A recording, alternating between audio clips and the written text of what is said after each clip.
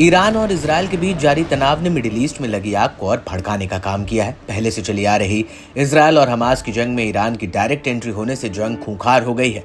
आए दिन ईरान के इजरायली हमलों से दहलने की खबरें सामने आती हैं, तो वहीं ईरान भी इजरायल पर हावी होने का एक भी मौका नहीं छोड़ता है।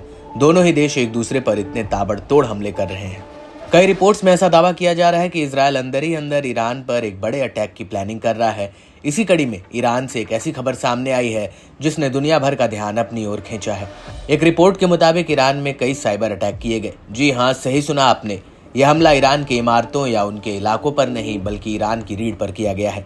ईरान में हुए साइबर अटैक ने लगभग हर सेवा पर असर डाला, जिसकी वजह से ईरान सरकार की करीब सभी सेवाएं बंद हो गई थी। इस हमले में ईरान के परमाणु प्रतिष्ठानों को निशाना बनाया गया। इस साइबर अटैक को ईरान पर यह इजरायल का जवाबी हमला बताया जा रहा है, क्योंकि ईरान के हमले से बौखलाए इजरायल ने जवाब देने की बात कही थी और अब इसी कड़ी में यह दावा किया जा रहा है कि ईरान पर हुए इस साइबर अटैक के पीछे इजरायल का हाथ है। ईरान के साइबर स्पेस की सर्वोच्च परिषद के पूर्व सचिव फिरोजाबादी के मुताबिक ईरान के लगभग सभी सरकारी बलों पर साइबर हमले किए गए। इस हमले के बाद ईरान की कई अहम जानकारियां चोरी कर ली गई। ईरान के परमाणु संयंत्रों के अलावा ईंधन वितरण, नगर पालिका सेवाएं, परिवहन और बंदरगाह जैसे कई अहम नेटवर्कों पर साइबर अटैक किया गया। आपको बता दें कि इजरायल ने उत्तरी गाजा के बाद अब लेबनान में हिजबुल्लाह लड़ाकों के खिलाफ जमीनी हमला किया है।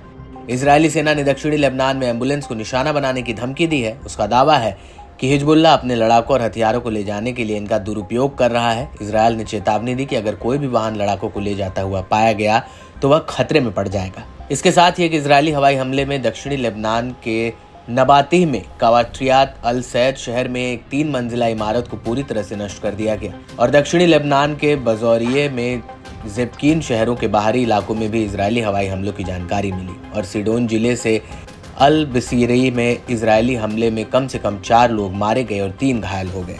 इस साइबर अटैक को लेकर इजरायल की तरफ से कोई बयान नहीं आया है, लेकिन आपको बता दें कि ईरान और इजरायल कभी भी गंभीर सैन्य टकराव के इतने करीब नहीं रहे हैं।